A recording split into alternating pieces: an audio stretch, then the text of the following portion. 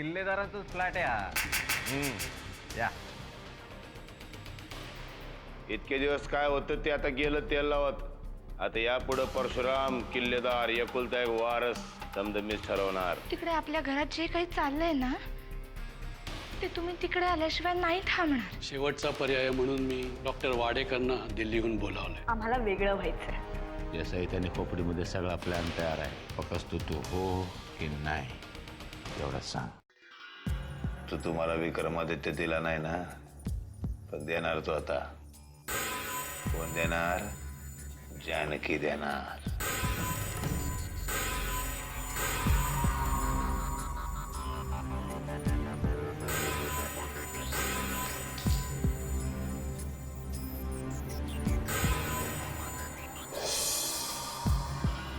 सुमिताई, ते का वागतात माझ्याशी असं?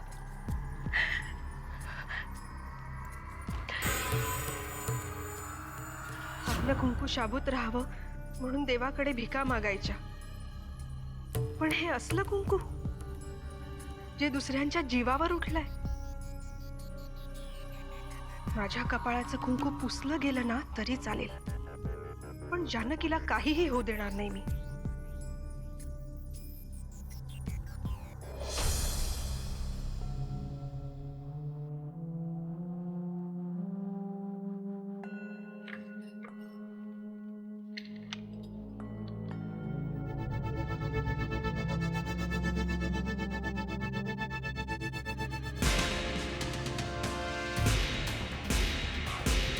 चिऊ, चिऊ, चिऊ जागी आहेस का? जागी आहे, झोपली आहे काय? येऊ? या ना.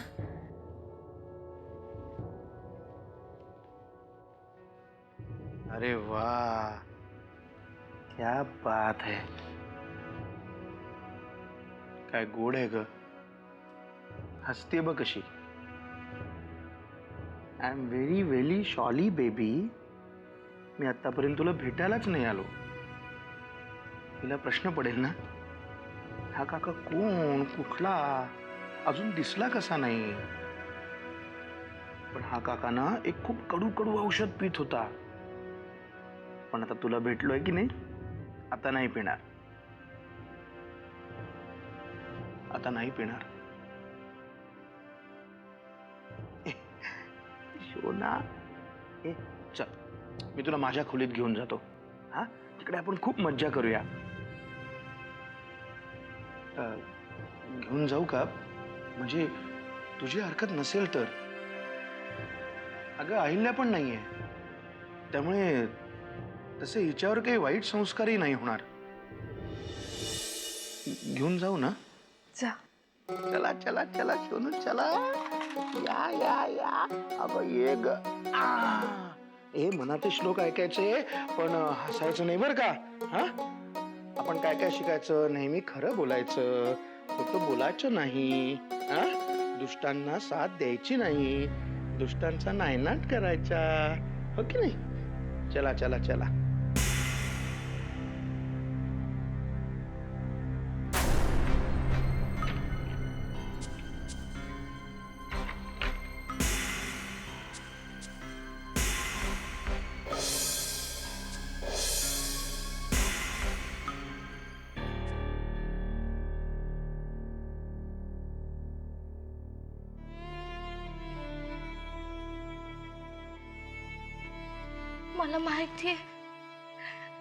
मला माहितीये तुम्ही लवकर बरे होणार आहात. तुम्ही नका काळजी करू.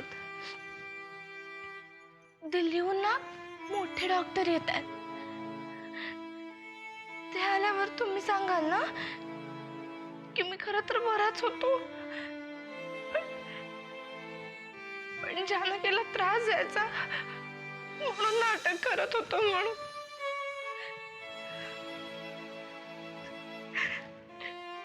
सांगा ना, तुम्ही नका काळजी करू. तुम्ही लवकर बरे होणार आहात. मी आहे ना, आम्ही सगळे आहोत ना. तुम्ही लवकर बरे व्हा. लवकर बरे व्हावं. लवकर बरे व्हा.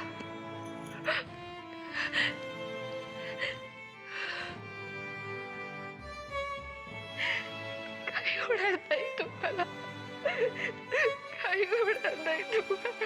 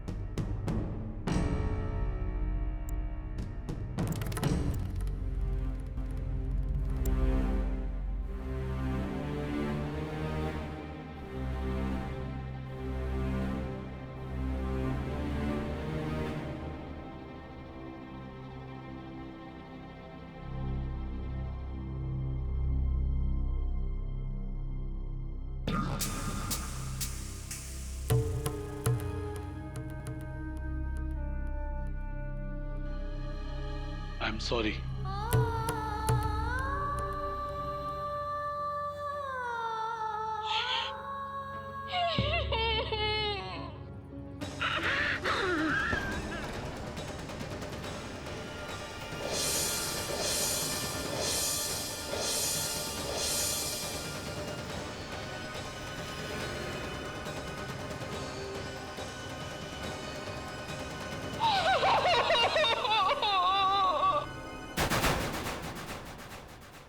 जानकी, अगं काय झालं?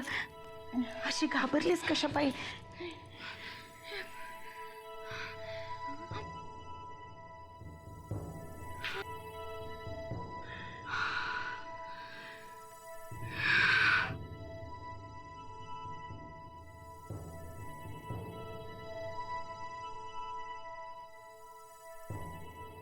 जानकी, काय झालं?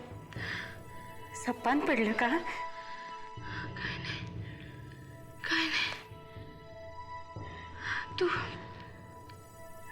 जाऊन विश्रांती घे. मी ठीक आहे.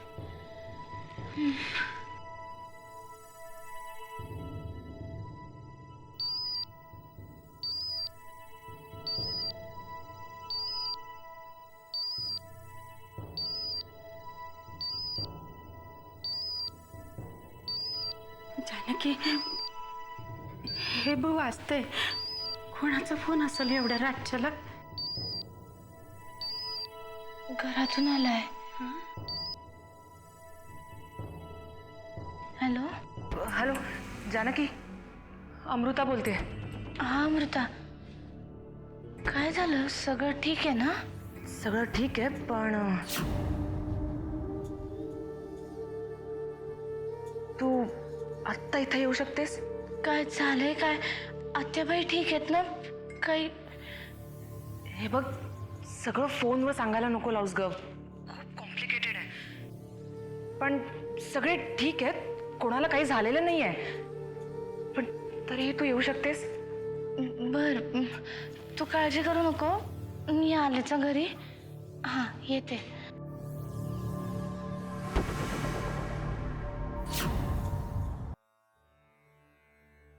काय ग? काय झालं? अमृताचा फोन होता. काहीतरी काम आहे म्हणाली, घरी बोलवलंय. एवढ्या राज्याला समजा ठीक आहे ना? तू काळजी करू नको, सगळं ठीक आहे. मी जाऊन बघून येते. तू थांब इथंच. मी आहे का इथं? पण तू जपून जा. नको काळजी करू. ड्रायव्हर काका आहेत ना? मी आलेच जाऊ ना.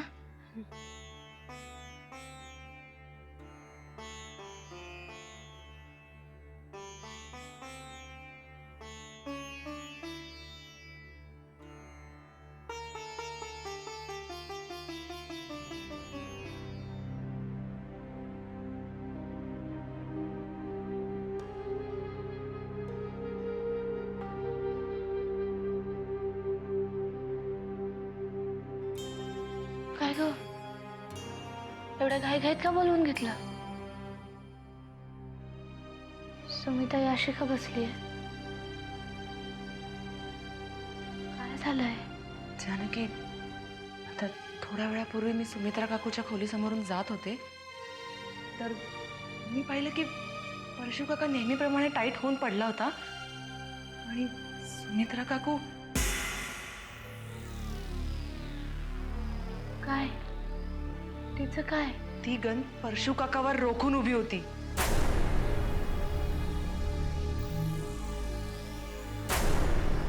म्हणजे मी यायला थोडा जरी उशीर केला असता ना, तर कदाचित कशीबशी मी तिच्याकडून ती गन काढून घेतली. जानकी, अगं सुमित्रा काकू बघ ना, अशी सुन्नच बसलेली आहे, काहीच बोलत नाहीये.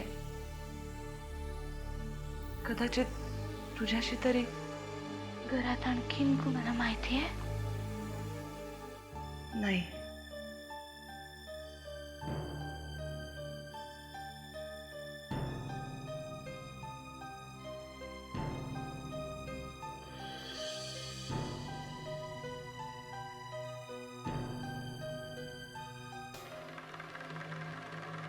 सुमिताई, सुमिताई, माझ्याकडे बघ ना. का अशी वागलीस आणि कशासाठी? ते तुझ्याशी जे काही वागले ना,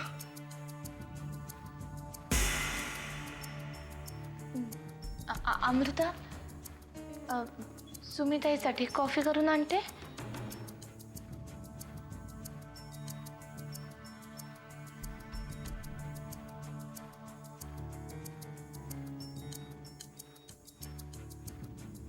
अगं,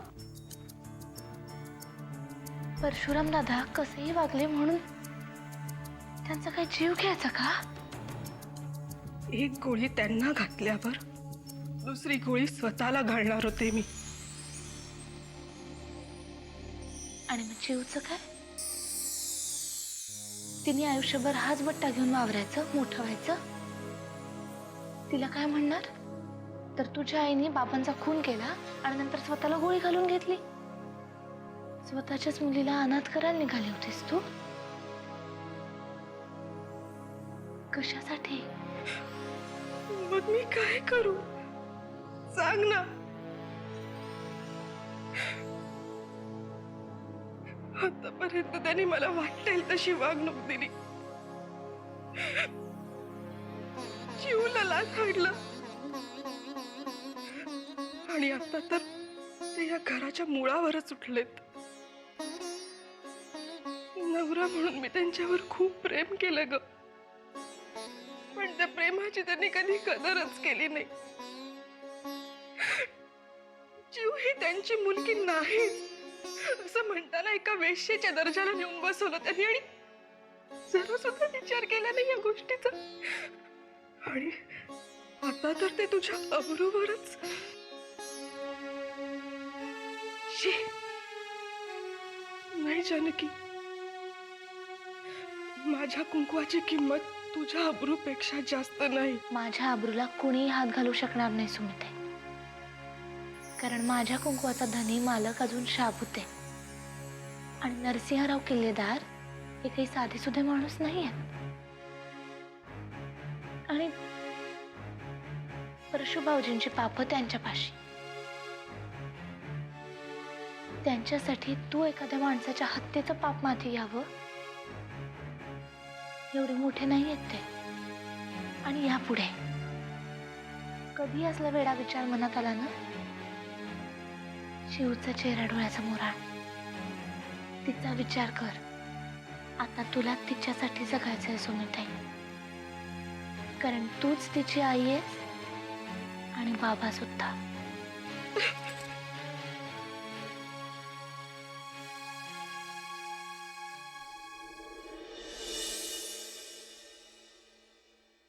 काय रखमा मावशी, काल जानकीबाई घरी गेल्या होत्या की नाही? मग ती कसली जाते, ती हितच होती.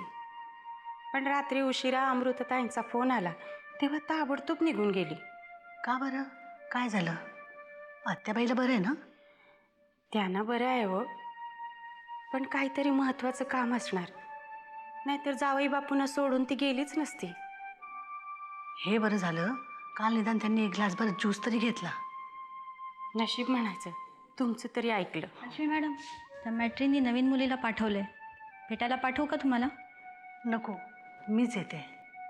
आणि हो, यांना एक कप चहा पाठवा. नाही नको, लागला तर सांगेन की मी. बरं, मी येऊ?